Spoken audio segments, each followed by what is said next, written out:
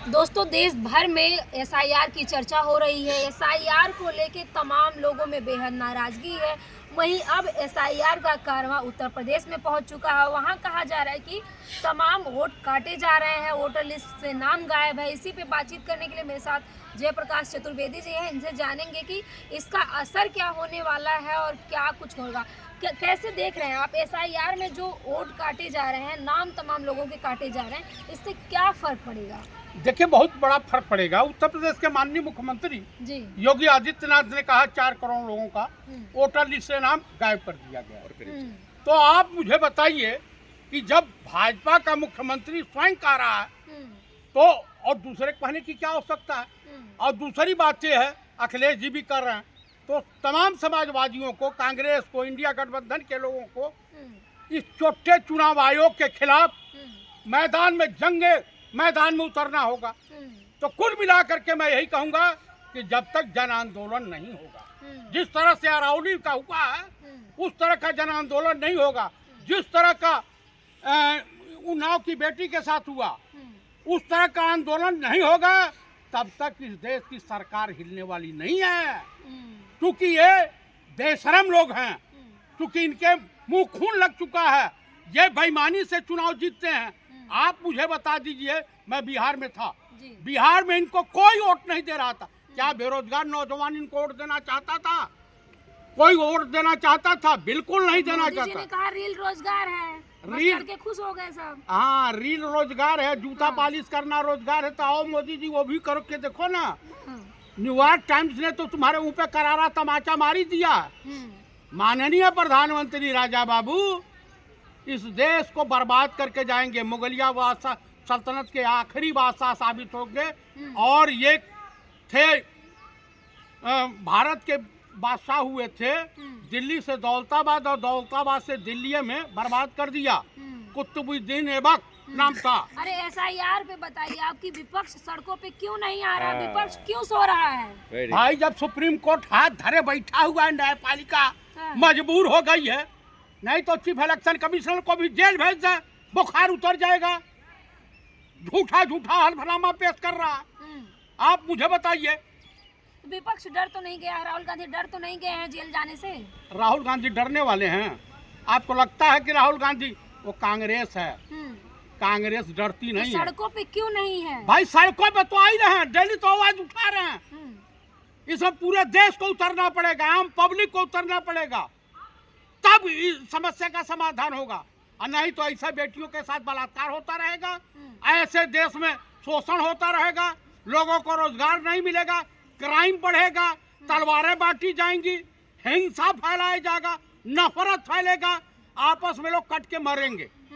यही बीजेपी चाहती है, यही आरएसएस का मूल मंत्र है। लेकिन आप कह रहे हैं कि योगी आदित्य ने खुद कहा, तो क्या योगी आदित्यनाथ की नहीं सुनी जा रही है? बिल्कुल नहीं सुनी जा रही है। अब तो योगी को निपटाने के चक्कर में अमित शाह जी पड़ गए हैं। ऐसी चर्चाएं मार्केट में, 52 ब्राह्मण विधायक बगावत कर गए हैं वहां पे। वो तो प्रदेश अध्यक्ष भी सुनने को तैयार नहीं है। तो देखिए, कहीं न कहीं मामला गड़बड़ है। अगर किसी पार्टी में बगावत हो रही है, बड़े स्तर पर हो रही है, तो मामला संगीन है। आप मुझे बताइए, कांग्रेस जो है खुद सुधारना नहीं चाहती।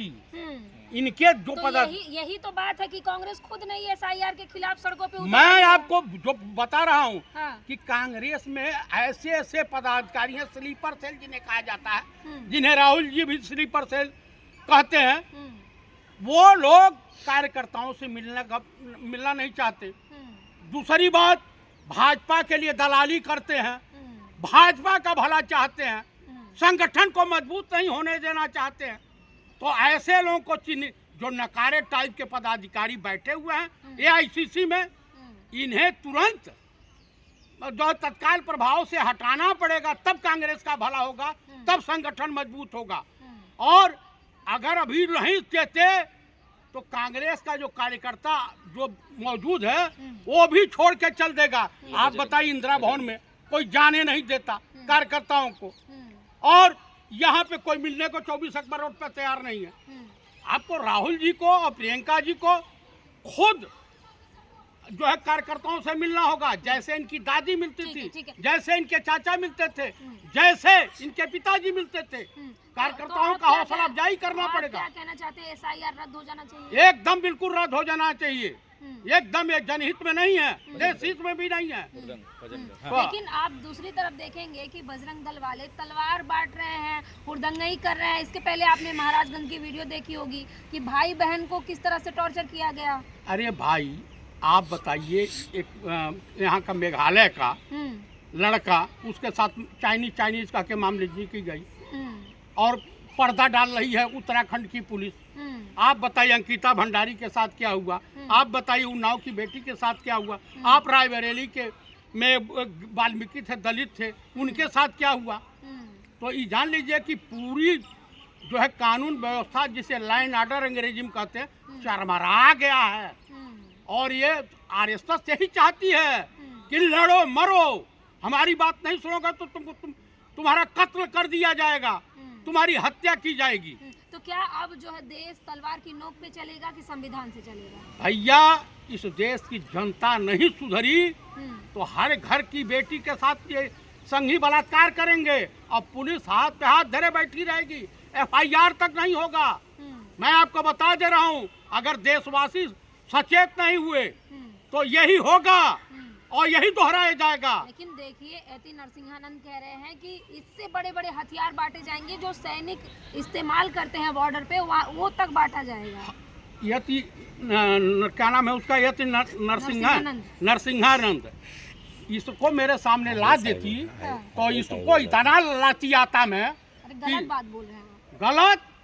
इसको तो फाड़ देना चाहिए, नरसिंह भगवान जैसे फाड़े थे ना वैसा तड़ी फाड़ देनी चाहिए। ऐसे अताताई नफरतबाजों को सम्मान करिए आप बाबा। कौन सा बाबा है, उससे बड़ा भ्रष्ट व्यभिचारी कोई है नहीं पृथ्वी पर। पीठ लतखोर है, जूताखोर है वो। हाँ, तो हिंदुओं को मजबूत कर रहे हैं, तो इस तरह कौन सा हिंदू मजबूत हो रहा है? आप खुद हिंदुओं का विरोध करें। कहाँ हम विरोध, ऐसे अताताई ऐसे नफरती चिंतुओं का विरोध होना चाहिए। हाँ, तो कुल मिला करके एसआईआर बंद होना चाहिए और देश की जनता को स्वयं जन आंदोलन के रूप में सड़कों पर उतरना तो बजरंग दल वाले जो वही तो काम कर रहे हैं, हिंदुओं की रक्षा के लिए तलवारें बांट रहे हैं, उतर रहे हैं सड़कों पे। अच्छा तलवार बताइए, मुगलिया सल्तनत के जमाने में हिंदुज़म खतरे में नहीं था। आप बताइए ब्रिटानिया गवर्नमेंट के जमाने में हिंदुज़म खतरे में नहीं था। देश का प्रधानमंत्री कौन है? हिंदू। देश की राष्ट्रपति कौन है? हिंदू। देश का रक्षा मंत्री कौन है? हिंदू। देश का गृह मंत्री कौन है? वो जैनी। उत्तर प्रदेश का मुख्यमंत्री कौन है? हिंदू। बिहार का मुख्यमंत्री कौन है? हिंदू। और उसके बाद हिंदुज़म खतरे में है तो पुलिस वालों से कहिए कि बैठ जाए, इनकी सैलरी देने का कोई फायदा नहीं है, लाइन ऑर्डर बेकार हो चुका। तो ये बजरंग दल वाले सड़कों पे जो उतरे हुए हैं वो क्यों उतरे हैं फिर? ये समाज में नफरत फैलाने के लिए, ये क्रिमिनल टाइप के लोग हैं, आवारा हैं, बेरोजगार हैं, इनके पास कोई काम नहीं है। 100 रुपया 500 रुपया पर इस तरह की घिनौनी हरकत करते हैं। ये डेली पेइंग वर्कर हैं। अभी आप देखिए कि नया साल है, न्यू ईयर है, एक साल से दूसरे साल में प्रवेश कर रहे हैं, लेकिन अभी आप खबर लगातार सुनेंगे कि बजरंग दल वालों ने मारा पीटा कि पार्क में। तो इस देश की जनता क्या कायर है? चूड़ियां पहन रखी है, बैन करो आरएसएस को। जो है इनके ऊपर जो है हमला करता पब्लिक भी। अच्छा, अब बजरंग दल वालों से पब्लिक लड़ाई करेगी? क्यों नहीं करेगी? आत्मरक्षा नहीं करेगी? आत्मरक्षा करनी चाहिए। तो आप हिंसा की बात कर रहे हैं? मैं हिंसा की बात नहीं कर रहा हूँ। आपको कोई हमला करे तो आप अपने बचाव में नहीं उतरेंगी? आप बताइए। जनता को यही करना चाहिए। हाँ, यही करना चाहिए।